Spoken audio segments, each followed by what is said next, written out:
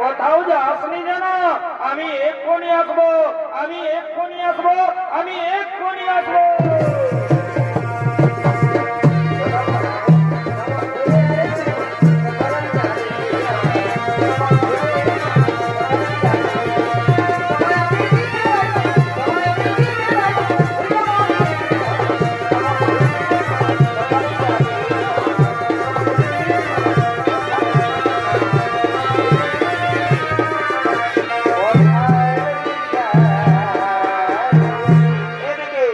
এদিকে হস্ত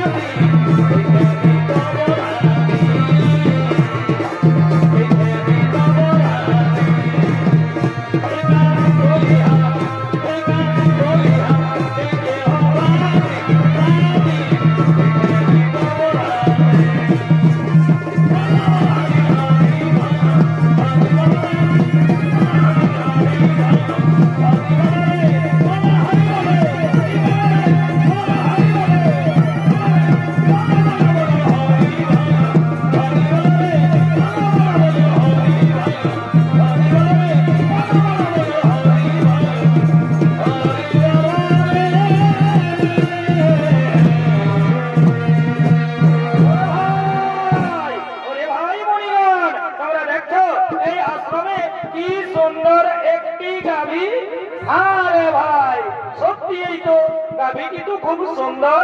আরে ভাই শোন শোন শোন শোন শোন, তোরা জানিস না এই গাভীটি হলো স্বর্গীয় গাভী সুরভীর কন্যা।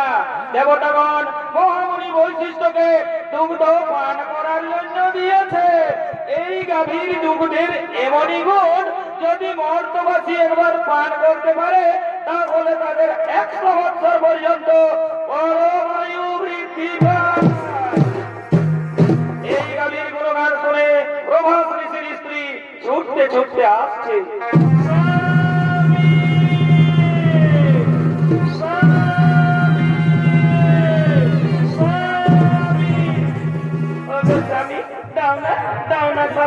এই গাভীটি তুমি আমায় হরণ করে দাও। এই গাভীটির আমার ভীষণ প্রয়োজন। এই গাভীটি আমি মর্তলোকে নিয়ে যাব, আমার প্রিয় বান্ধবীকে এই গাভীটি উপহার দেব। দাও দাও স্বামী দাও, এই গাভীটি তুমি আমায় হরণ করে দাও। না প্রিয় না, এই গাভী আমি হরণ করতে পারবো না। তাছাড়া আমরা মুনি ঋষিগণ এই গাভী হরণ করে আমরা কি করব? স্বামী তুমি জানো না মর্তলোকে ঈশ্বরাজের কন্যা গীতবতী আমার প্রিয় বান্ধবী, আমি তাকে এই গাভীটি উপহার দেব। দাও দাও স্বামী দাও, এই গাভীটি তুমি আমায় হরণ করে দাও। ওরে ভাই বলিগণ, তোমরা বলো তো আমি এখন কি করব? শোনো শোনো প্রভাস ঋষি, তুমি কি করবে তাই আমরা বলতে পারবো না, তবে এটা আমরা বলতে পারি এই গাভী তুমি যদি হরণ করো তাহলে মহামণি বৈশিষ্ট্য আমাদের কাউকে ছাড়বে না। স্বামী তুমি না বলো না স্বামী, দাও দাও স্বামী দাও, এই গাভীটি তুমি আমায় হরণ করে দাও। ওরে ভাই বলিগণ, তোমরা একটু দাঁড়াও, আমি এক্ষুনি এই গাভীটি হরণ করে নিয়ে যাচ্ছি। চলো চলো এক্ষুনি আমরা এই গাভীটি হরণ করে নিয়ে যাচ্ছি।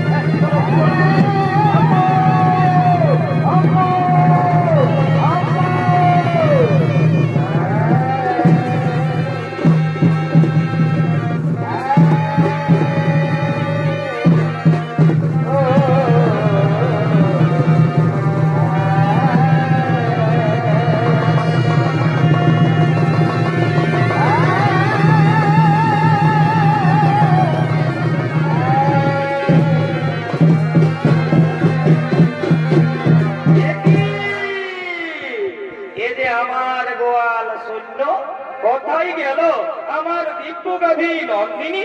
আমার গাভী নন্দিনীকে তো গোয়ালে দেখা যাচ্ছে না। নন্দিনী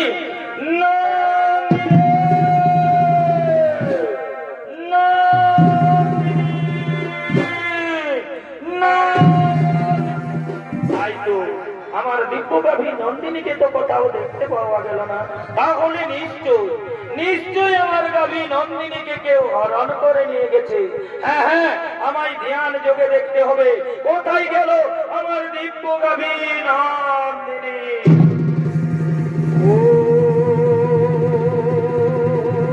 হ্যাঁ হ্যাঁ, বুঝতে পেরেছি, অষ্টবছর তোমরা এসেছিলে আমার অতি মনোরমা আশ্রম দর্শন করার জন্য।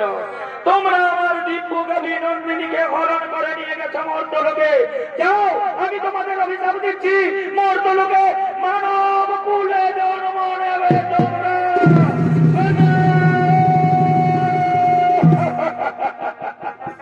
না না মণিবর, না, আপনি আমাদের তোমার অভিশাপ দেবেন না মণিবর। ফিরিয়ে দিন মণিবর, ফিরিয়ে দিন আমার দেওয়ায় অভিশাপ আপনি ফিরিয়ে দিন। শোনো শোনো প্রভাত ঋষি, একবার যখন মুখ থেকে বাক্য বের করেছি তখন তার লঙ্ঘন হবে না। অভিশাপ তোমাদের বলবে, তোমাদের মর্তলোকে মানব কুলে জন্ম নিতেই হবে। মর্তলোকে যদি আমাদের মানব কুলে জন্ম নিতেই হয় তাহলে আপনি আমাদের মুক্তির উপায় বলবেন। শোনো শোনো প্রভাত ঋষি, যাও মর্তলোকে দেবী গঙ্গার গর্ভে মহারাজ শান্তনুর ঔরসে জন্ম নেবে তোমরা। বাকি 7 জন ঋষি যারা তোমার সঙ্গে ছিল তাদের অপরাধ একটু কম, তাই তারা জন্মের পরেই মুক্তি লাভ করে ফিরে আসবে এই গোলকে। আর যেহেতু তুমি তোমার স্ত্রীর কথাই আমার দিব্য গাভী নন্দিনীকে হরণ করে নিয়ে গেছো মর্তলোকে, সে কারণে তোমাকে সারা জন্ম কাটাতে হবে মর্তলোকে। জন্মের সময় তোমার নাম হবে দেবব্রত, পরক্ষণে ভিতর প্রতিজ্ঞা করার ফলে তোমার নাম হবে ভীষ্ম। এই আমার আশীর্বাদ, এই আমার অভিশাপ।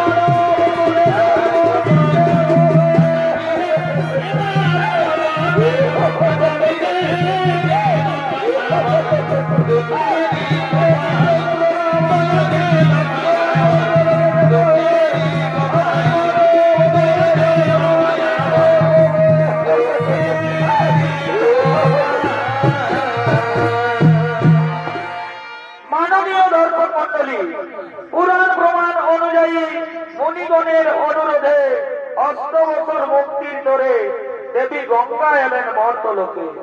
মহারাজ শান্তনুর ঔরসে দেবী গঙ্গার গর্ভে জন্ম নিলেন 8 বছর। 8ম গর্ভে জন্ম নিলেন মহামণি প্রভাত ঋষি। জন্মের সময় তার নাম হয় দেবব্রত, পরক্ষণে ভীষণ প্রতিজ্ঞা করার ফলে তার নাম হয় ভীষ্ম। আর এদিকে কাশী রাজের কন্যা অম্বা, সে সভাধিপতি শাল্যরাজের প্রেমে পড়েছে। তাই সভাধিপতি শাল্যরাজ ছুটে চলেছে অম্বার সঙ্গে দেখা করার জন্য নির্জনে।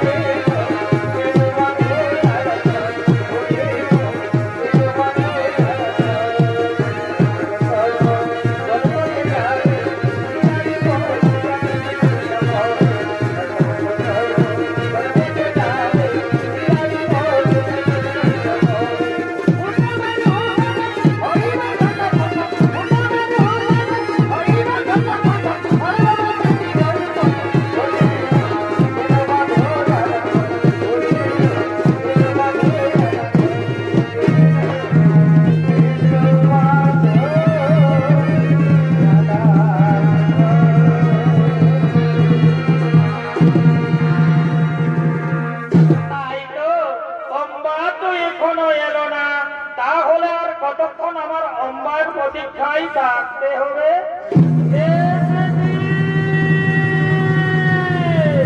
আমি এসেছি তোমার। এ কি অম্বা, তুমি এত দেরি করে কেন এলে অম্বা? অম্বা তুমি কি বলতে পারো অম্বা, আর কতদিন আমাদের এইভাবে লুকিয়ে লুকিয়ে প্রেম করতে হবে? না কুমার, আর আমাদের এইভাবে লুকিয়ে লুকিয়ে প্রেম করতে হবে না। আগামী কালই তো আমার স্বয়ম্বর সভা, আপনি আমার স্বয়ম্বর সভায় যাবেন। আমি আপনার গলায় মালা দিয়ে আপনাকে আমি স্বামী রূপে বরণ করে নেব কুমার। অম্বা তুমি সত্যি বলছো তো অম্বা? তুমি আমার গলায় বরমাল্য দিবে তো?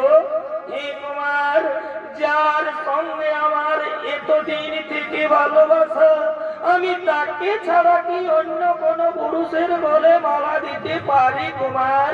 তাই তুমি আমার, তুমি আমার, তুমি আমার।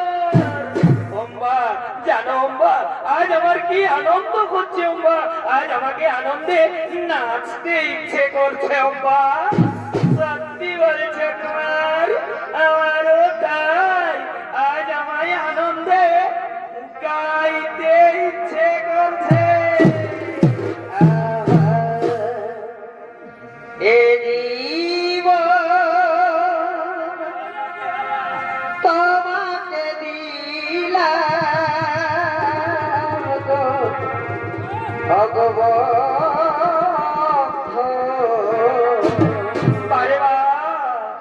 তুমি শুধু ভালোবাসা দিও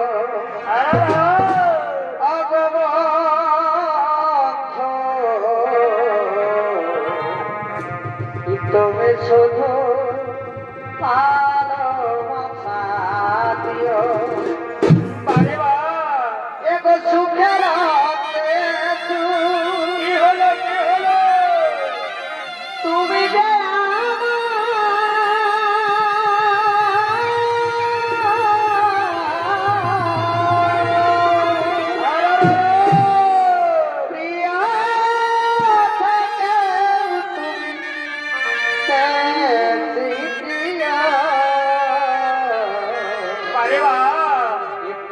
শুধু ভালোবাসা দিও অগবদ্ধ,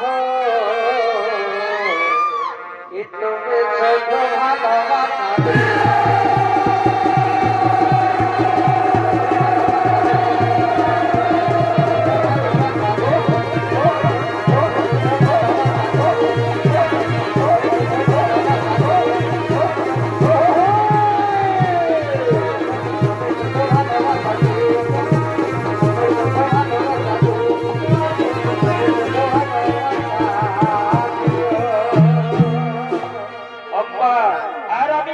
বেশিক্ষণ অপেক্ষা করবো না অম্বা, আমাকে তাড়াতাড়ি রাজসভায় ফিরে যেতে হবে। হে কুমার, আমিও এখানে বেশিক্ষণ অপেক্ষা করবো না কুমার, আমাকেও তাড়াতাড়ি রাজবাড়িতে ফিরে যেতে হবে। আগামী কালই তো আমার স্বয়ম্বর সভা, আপনি আমার স্বয়ম্বর সভায় যাবেন। আমি আপনার গলায় মালা দিয়ে আপনাকে আমি স্বামী রূপে বরণ করে নেব কুমার। আমি অবশ্যই তোমার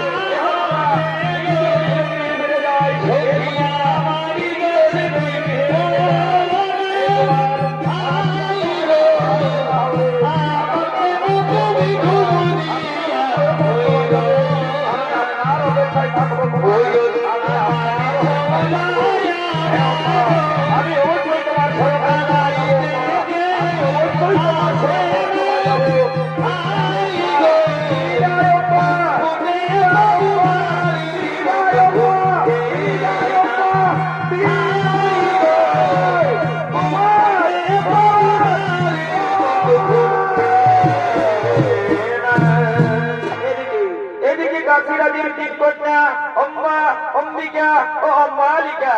কাশী মহারাজ তিনি তার তিন কন্যার করেছেন স্বয়ম্বর সভার আয়োজন। দেশ বিদেশ রয়েছে নিমন্ত্রণ, দেশ বিদেশ থেকে রাজা রাজপুত্রগণ তারা স্বয়ম্বর সভায় করছেন আগমন। ভালে ভালে বাঁচি যাবে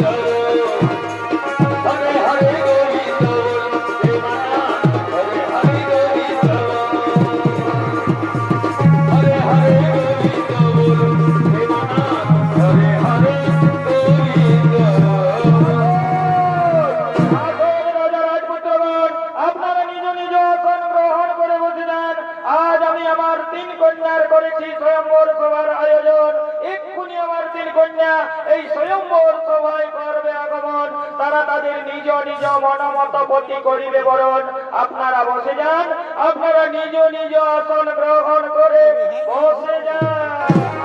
ওরে, এ কোথায় আছি? তোরা তাড়াতাড়ি করে আমার তিন কন্যাকে এই স্বয়ম্বর সভায় নিয়ে আয়। মনেরই বাগানে ফুটিল ফুল রে, রোজিনী ভামর আইল না, ফুলের মধু খাইল না।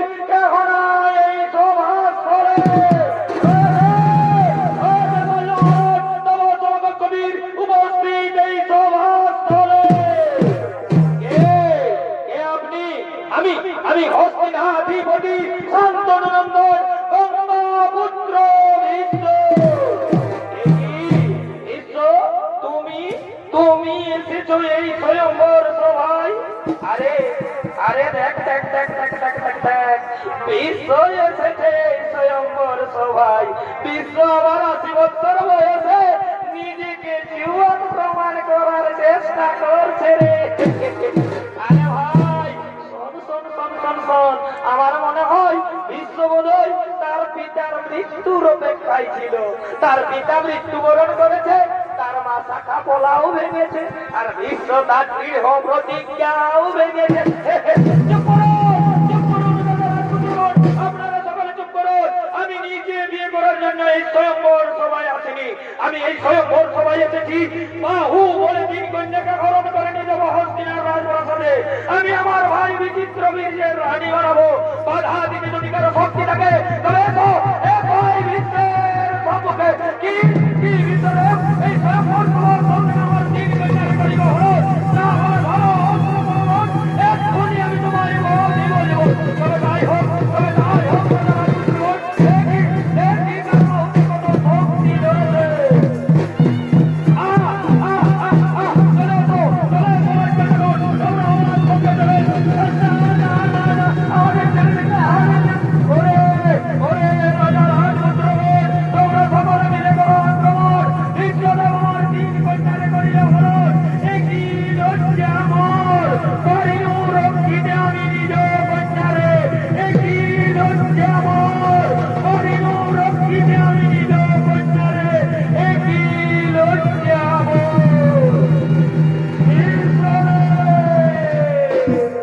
বিশ্বদেব, আপনি আমার কাজ ধরে ভুল করেছেন। বিশ্বদেব, আমি যে সভাধিপতি শাল্যরাজকে ভালোবাসি, সেও আমায় ভালোবাসে।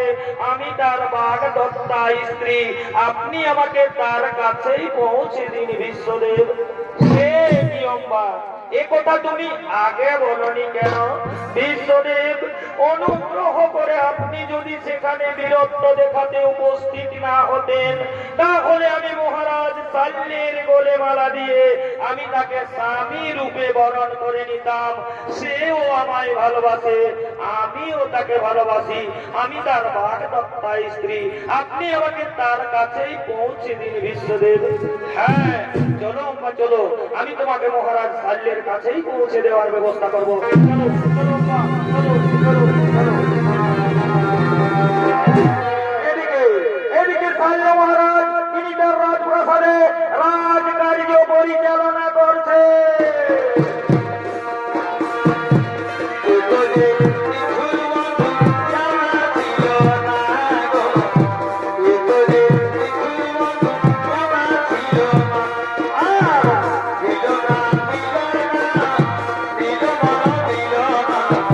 ये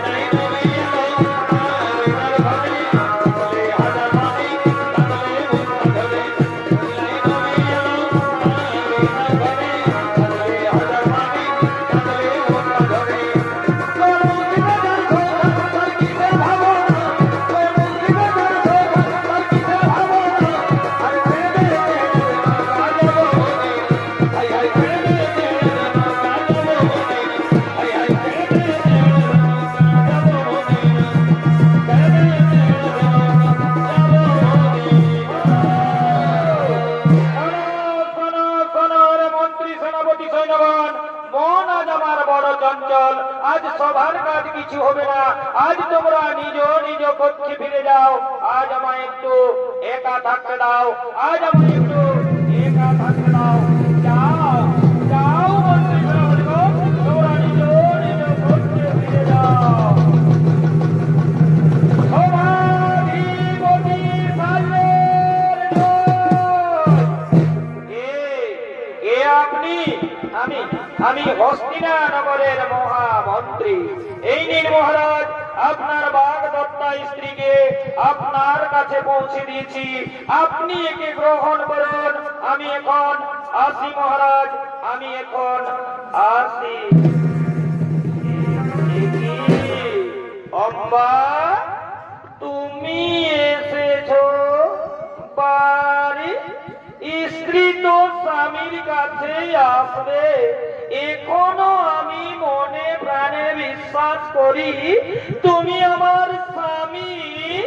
নাও নাও কুমার, তুমি আমায় গ্রহণ করবো। না না, যে হাত ধরে বিশ্ব তোমায় রোদে তুলেছে, সে হাত আমি আর স্পর্শ করতে পারবো না। যে মুহূর্তে বিশ্ব তোমার হাত ধরে রোদে তুলেছে, সেই মুহূর্তে তুমি বিশ্বের উচ্ছিষ্ট হয়ে গেছো। তুমি বিশ্বপত্রী কমহিতা, তুমি কলঙ্কিনী।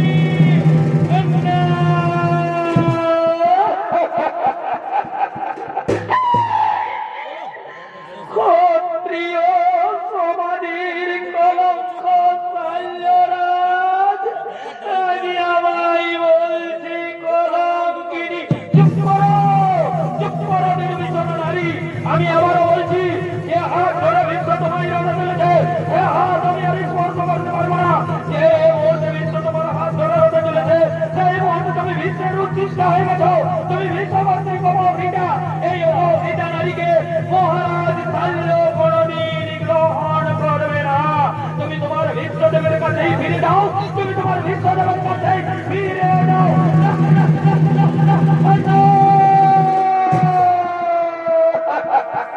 দীনবন্ধু রে,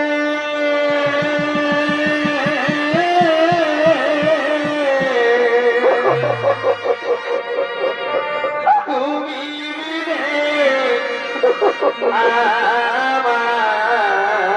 আমার যেহোবা।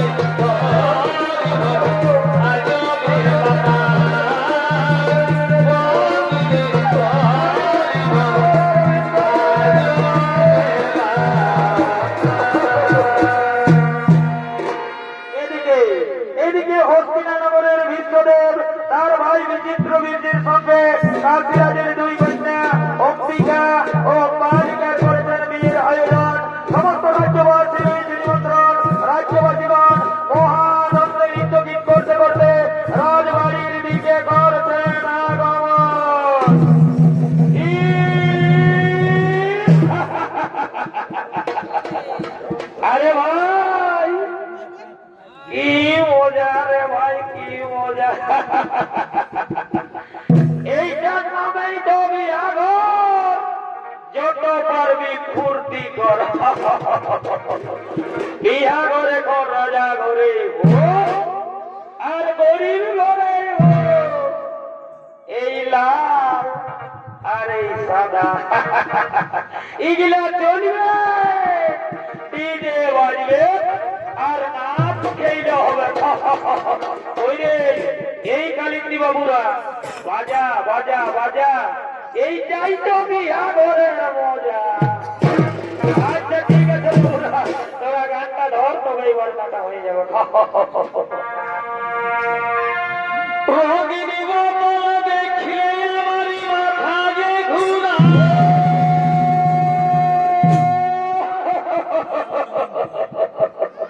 আরে ভাই এই রঙিন মালটা হচ্ছে বিদেশি মাল, বুঝলে না?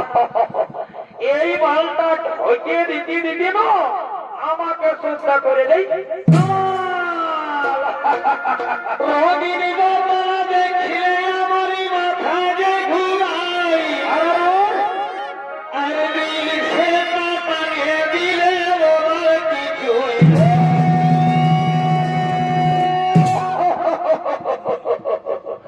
আরে ভাই এই দিলসে মালটা হচ্ছে আমাদের দেশি, বুঝলে না? ওই জন্য এর আদরটা একটু বেশি। ও মন গেল হলে মাতে, মন গেল হলে মাতে, আর কি হলো হঠাৎ নাচে নাচে ঘাটে দিবে সারি রাতে। আরে ভাই রে সারাদিন গড়ে গেলি থাকে থাকে।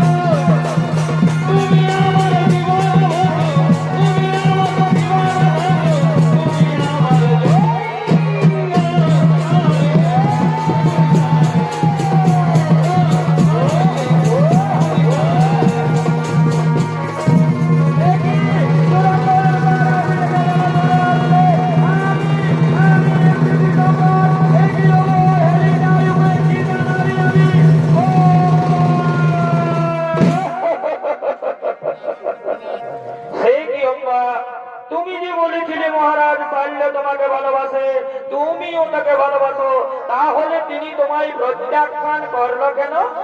আপনার জন্য। আপনি আমার হাত ধরে রথে তুলেছেন বলে মহারাজ পারলে বলেছে এ হাত সে আর সে কি অম্বা, এই মাত্র অপরাধ। চলো চলো অম্বা, আমি তোমাকে নিয়ে গিয়ে মহারাজ সাল্যের কাছে পৌঁছে দেবো, আমি তার কাছে ক্ষমা চাইব। না, আর আমি মহারাজ সাল্যের কাছে ফিরে যাব না। সে আজ আমার চোখে নরকের কৃমিকীটের আদর, তাই আমি যাই। কি যাও অম্বা, আমি যাই স্বামী রূপে তোমাকে। না অম্বা, অতীতে ছেড়ে গেছে জীবনের সুখ, জীবনের সুখ স্বাচ্ছন্দ্য সব আত্মা নামে আত্মা হতি দিয়া লইয়াছি বিশ্বনাথ। পূর্বেই প্রতিজ্ঞা করিয়াছি আমি জীবনে কখনো বিয়ে করব না। তাই তো আজ আমারও বলি, এই পৃথিবীতে জোটে রমণী সকলই আমার জননী। তাই জননী পদে বুঝি তোমায় করি নমস্কার। আজি হতে দূর